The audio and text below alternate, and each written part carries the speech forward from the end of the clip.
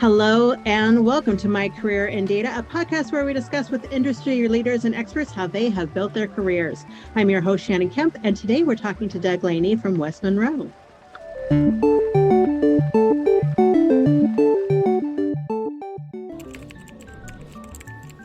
More and more companies are considering investing in data literacy education, but still have questions about its value, purpose, and how to get the ball rolling.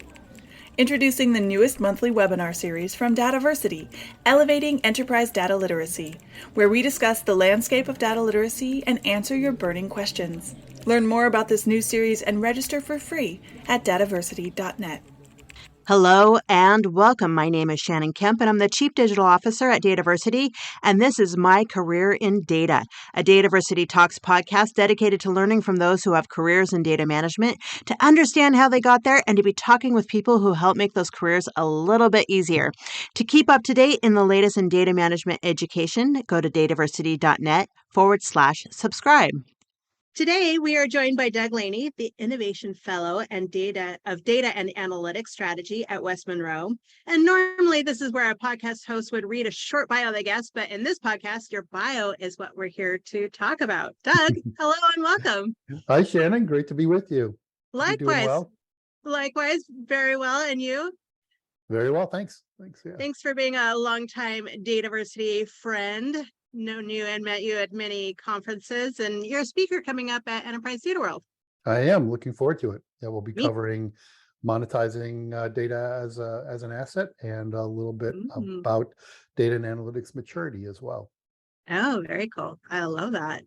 So tell me, you're the Innovation Fellow of Data and Analytics Strategy at West Monroe. So first, tell me about West Monroe. What is it? What's the company do? Yeah, so West Monroe is a digital services firm that kind of brings together technology-related expertise and business-related expertise. About 2,500 consultants focused mainly on North America, although we've been recently winning some projects across the pond, so that's good. Maybe we'll be expanding over there beyond our London office, which focuses mainly on M&A activity. So yeah, we cover most industries, and kind of again bring together data and technical and industry expertise for our clients. We don't do time and materials type work. It's mainly project work and deep relationships with the clients. Very nice. So what is it you do for West Monroe? What's your typical week look like? Yeah, so as an innovation fellow, my role is really got three components. One is doing market-facing things like instructing at Dataversity and speaking at events, and I publish in Forbes and in CDO magazine and elsewhere. I also work to develop new innovative offerings for West Monroe. So one of those that's now a core offering of ours is data monetization strategy and approach. So we help organizations conceive and design and develop and implement data products, or even set up data product functions within their organization. We also do some data evaluation work, and we help organizations evolve to becoming more data driven by really managing data as an actual asset. So I participate as a senior data strategist on engagements. I develop new offerings, and then I do these market-facing activities. Oh, very cool. So tell me, Doug, so I've known you a while, and you're actually really well known. I don't know if you know this, but you're really well known in the community. You I'm sure you were very popular. So is this gonna make me blush? Is this what you wanted to be when you grew up? When you were just 6 years old? Was this the dream?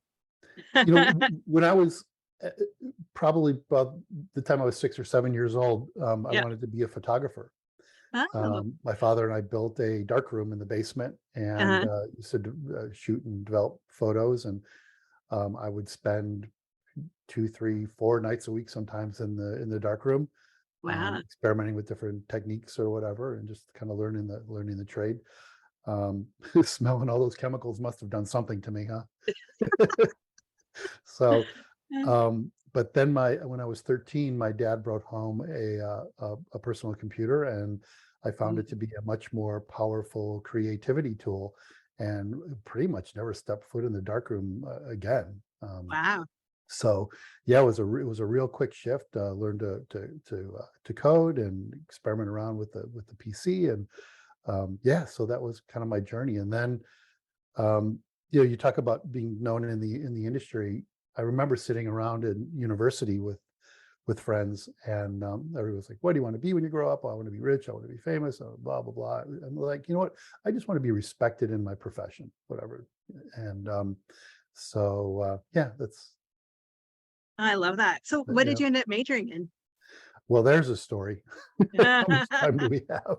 So I'll tell you the story. So originally, I was a math computer science major at University of Illinois, and I got into differential equations in my second or third year. And the first day of class, the professor grabs a handful of chalk, and it's one of those old classrooms with the chalkboards that slide left and right and up and down, right? Yeah. Like in Goodwill Hunting, right? Yeah. And he spends 30 minutes just writing these formulas, or just scribbling on all the chalkboards, and we're all looking at each other in the class going, "What the heck is this?" And finally he turns around, he says, "Does anybody know what this is?" And we're like, "We have no idea." So we start guessing any kind of what's called an NP complete problem, an unsolvable problem. So we were guessing a Fermat's last theorem and traveling salesman problem. And he's like, "No, no, no," because this is the proof to the 4-color map problem. So cartographers have always known you only needed 4 colors to color a map with no 2 borders, this touching the same colors. It was considered to be an unsolvable proof until this guy proved it in like 1968 or whatever. And interestingly, you can look this up on Wikipedia, Professor Apple did this, and it's the first proof that was validated by computer. It was interesting. So I was very intimidated, and I'm like, is it too late to drop this class? And I was really more interested in the business aspects of computing. But back in, this is 1984, at University of Illinois, there was no MIS degree.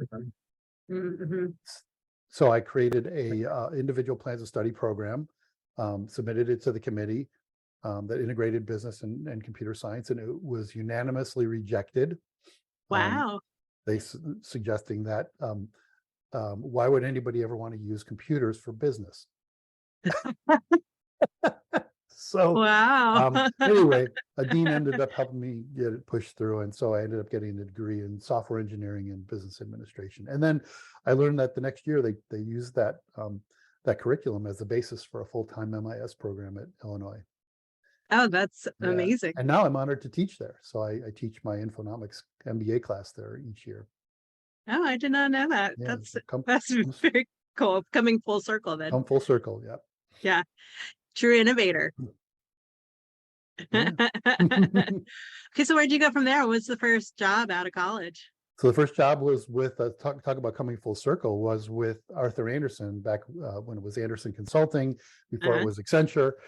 And interestingly, West Monroe, who I'm with now, is sort of born from the ashes of Arthur Andersen after the Enron scandal, when Arthur Andersen kind of blew up. They had a business consulting group, and 4 people from that practice formed West Monroe 21 years ago. Wow. So it's kind of like coming full circle for me, working at West Monroe. Very cool. Yeah. So how did you get from there to West Monroe? I guess the quick story is 5 years at Arthur Andersen, building batch data architectures mostly. I'm working on methodologies. I ended up going into the expert systems world because I had an interest in AI. So I joined some early stage AI companies back in the late 80s, early 90s, working with natural language query and forward and backward chaining algorithms and crazy stuff like that. And then I followed a colleague over to a company called Prism Solutions, formed by, a lot of your listeners will know the name Bill Inman, the father of the data warehouse concept. So he hired me to run the consulting practice in the Midwest, and then in Australia. We moved there for a while. And then I was speaking at an event. It wasn't Dataversity, it was a DCI event. And someone from Gartner heard me talking about data warehouse methodology. We had built the industry's first data warehouse development methodology while at Prism, called Iterations, which in fact, IBM used for about 25 years after they acquired Prism. And I was speaking on the topic, and somebody from Gartner came up. Actually, it was Meta Group back then. Came up and said, "Hey, did you create those slides yourself?" And I said, "Well, yeah. Why?" He said, "Do you want a job with Meta Group?" I'm like, "Well, sure." So moved back to the U.S., joined Meta Group. Meta was then reacquired into Gartner Yeah. later on, and then I went back to Gartner after doing some other things for a while, and pretty much spent the bulk of my career as a senior analyst with Gartner, helping to set up the chief data officer research group, and yeah. You mentioned that you built data architects Mhm. for the initial company. Where did you learn that? Did you learn that as part of your degree? Did you make that up? Like, did you just like how did you figure out how to do that? My degree was not as vocational, not as vocational as a lot of other degrees. There was a lot of theory Mm-hmm. at University of Illinois. Yeah, we learned to code and program and all that, but it was very much more theoretical. So we learned a lot about relational databases and the theory Right. behind them, and that translated really well into everything, including data warehousing. Mm-hmm. I like it. So, so Doug, what was the biggest lesson so far in your career that you use maybe daily or apply? Um, Well, my father was an engineer, was a world-class engineer, several patents to his name, and Mm-hmm. when I started messing around with the PC, he said, it's good to know how to program, but that may only take you so far. He said, you really need to learn to speak and write, and that's what's held him back in his career. And Mm-hmm. so I really focused on my writing and speaking. The speaking kind of happened accidentally. I got a job as a comedian, as a stand-up Oh, comedian at university, yeah. kind of accidentally, and did that for several years. So that got me really comfortable, talking in front of any size crowd, whether they're throwing tomatoes at me or not. But yeah, I think the big lesson from my father, was to learn to speak and write, and that will take me further than just learning to code.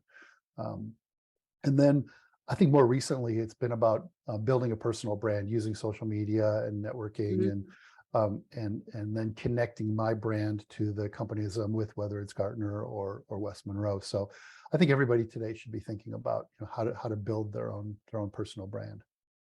Networking is so important, and Mhm. those soft skills, like you say, like, and and I don't want to say that writing's a soft skill necessarily, but Mhm.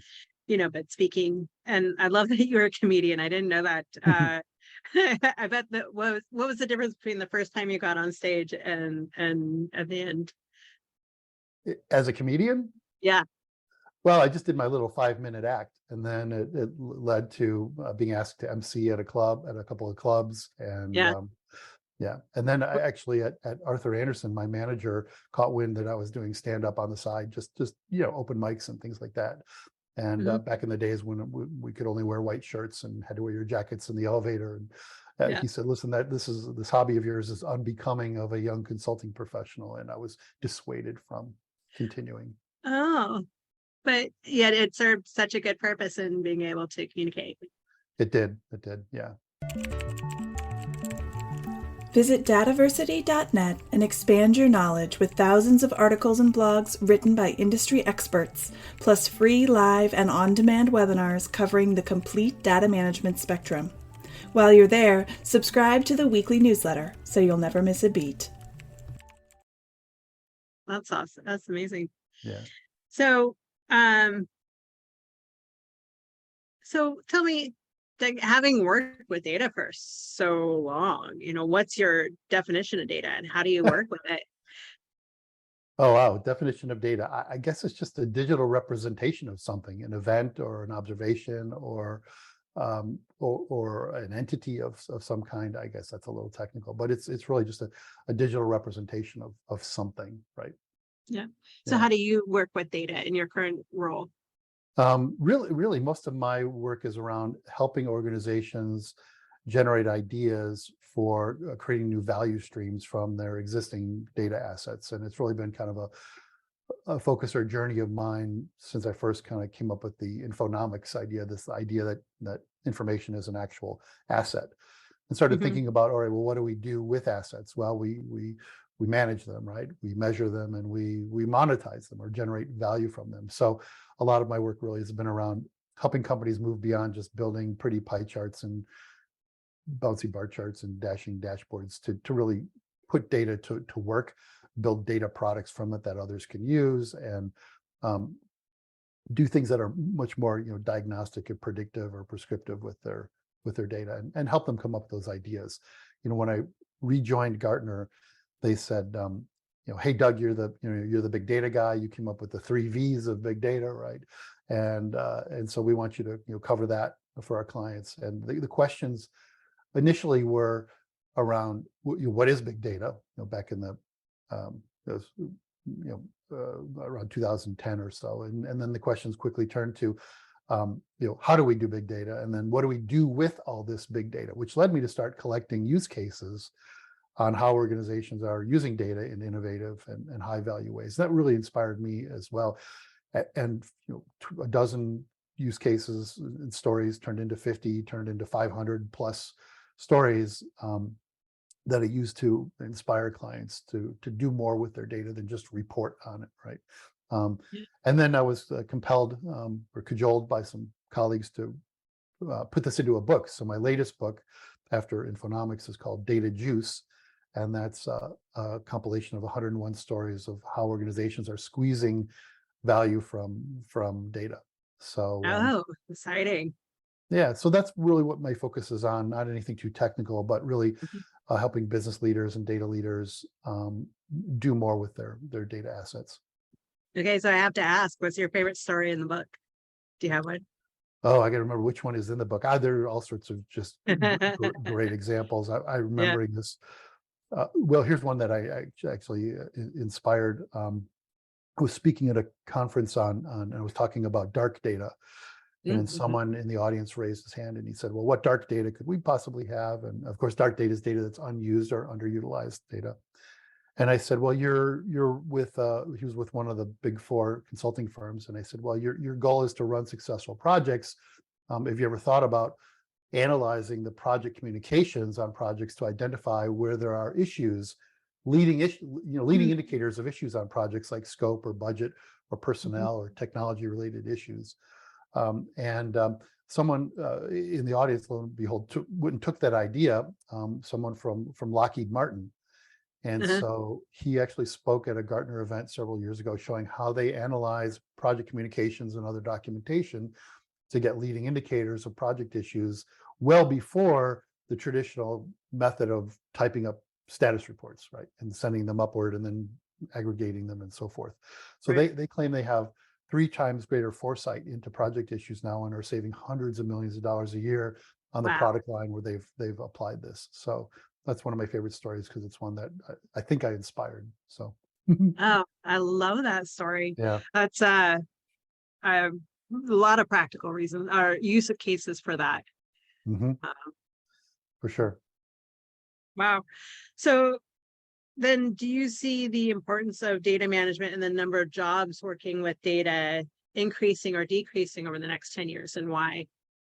Yeah, probably increasing, commensurate with the volume and velocity and variety of data that we see Mhm. out there, plus the drive by organizations to leverage their data more than they already are, and layer on top of that the new wave of AI and generative AI, which puts even more importance and value on a company's data assets.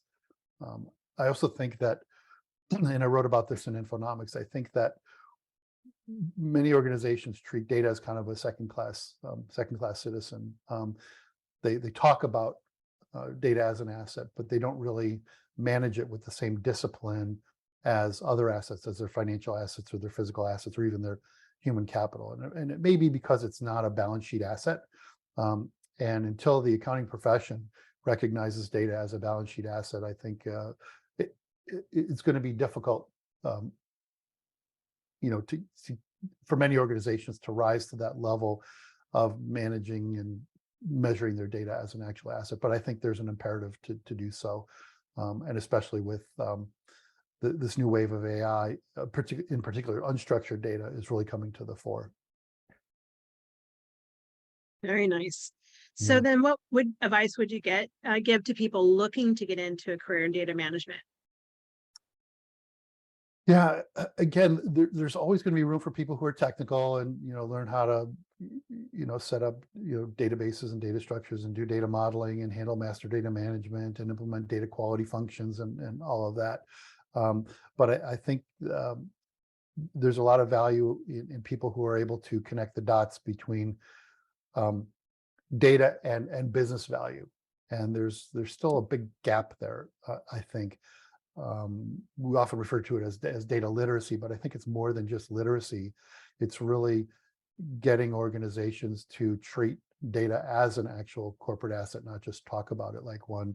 And whatever kind of role that takes, or what kind of roles that takes to help an organization get there, I think those are going to be the ones that are really important. One example would be, most organizations have an entire department dedicated to procuring office supplies, right? But they don't have a single person dedicated to procuring data supplies. They're only thinking about data within their own four walls and not really recognizing that there's this wealth of external data out there. Or maybe they're aware and they go to a data broker or a data marketplace, but they don't really have a defined function dedicated to identifying potentially valuable data and determining how to license it and integrate it and leverage it. So that's, we talk about the data scientist being the sexiest job of the 21st century. Yeah. I think a data curator or something like that is important, if not equally important, if not sexy. I love it. That's really, really good advice. And very great that it's so important. So, Doug, I would be remiss if I didn't ask how people would find you at West Monroe or look up West Monroe. Oh yeah, we're just at westmonroe.com. We actually had to buy that URL from a town in Louisiana or Mississippi, I think. I forget I think Louisiana. So we bought the URL from them a few years ago. So it's westmonroe.com, and everybody can find me on LinkedIn. And I usually post everything that I post on LinkedIn. I usually put the hashtag Infonomics. So if you don't want to follow me, you can follow my content on Infonomics. I also publish in Forbes and CDO magazine and elsewhere. I love it. So how many books have you written? Oh, so yeah, 2.5. We published a book while I was at Gartner on big data. It was an ebook through the Financial Times, and then I published Infonomics on my own after that. And then last summer published Data Juice. Yeah, even though my wife told me if I ever wrote another book, it would have to be titled How I Use Big Data to Find My Next Wife. I am now working on a third book. Oh no! Oh, I give my MBA students an assignment to pick any economic model and apply it to data. Yeah. And explore, does it work? Would they revise it? How would business and data leaders actually use that economic concept, like supply and demand or productivity frontiers or marginal utility? And so I have hundreds of papers from students, and I'm thinking about how to compile those into the next book on that really gets into the economics of information. Oh, I love that. We get that question all the time. How do you monetize it? How do you show the value? How do you create that ROI especially for the jobs needed to manage the data? For sure, it's a great place to be. A great time to be in data and information. And if somebody wanted to find your books, they're all online booksellers, Amazon, Walmart, whoever. Yeah. Perfect. Well, actually, Data Juice is only available on Amazon. Yeah, I self-published that one. Oh, very nice. Yeah. Very nice. And a little bit more about Infonomics and the book there. We talked about the stories in Data Juice. Yeah, Infonomics I published while I was at Gartner, and it's about how to monetize, manage, and measure data as an actual corporate asset. So it's kind of 3 books in one. And Oh, then yeah. data juice is it's 101 stories of how organizations are using data in innovative ways or squeezing value from data in innovative ways and or high value ways. And most of them have a value proposition associated with it. So that book is meant to really inspire or shame organizations into doing more with their data than just, again, reporting on it. Very nice. Well, Doug, thank you so much for taking the time to chat with us today. Thanks, Shannon. Real pleasure. We'll Oh, see you at upcoming events. yeah, yeah. I'll see you in Anaheim. And any plans to go to Disney World or Disneyland? Fantastic. Yeah. What ride are we going to go on together? I don't know. We got to think about it. I'm too sharp for roller coasters. Are you? All right. I meet the height limit, but barely. All And right. there's like a foot between me and the top of the shoulder pad. So like it's so scary. Like I Maybe feel we'll like go I'm on. gonna fall out every Maybe we'll go on some kiddie rides then. Yeah, exactly. Probably all that my inner ear can handle anyway. I love it. Well, Doug, thank you so much. And we'll make sure and get all those links posted to the page when it gets Thank you. published. So, and for all of our listeners out there, if you'd like to keep up to date in the latest podcasts and the latest in data management education, you may go to dataversity.net/subscribe. Until next time. Thank you for listening to Dataversity Talks, a podcast brought to you by Dataversity.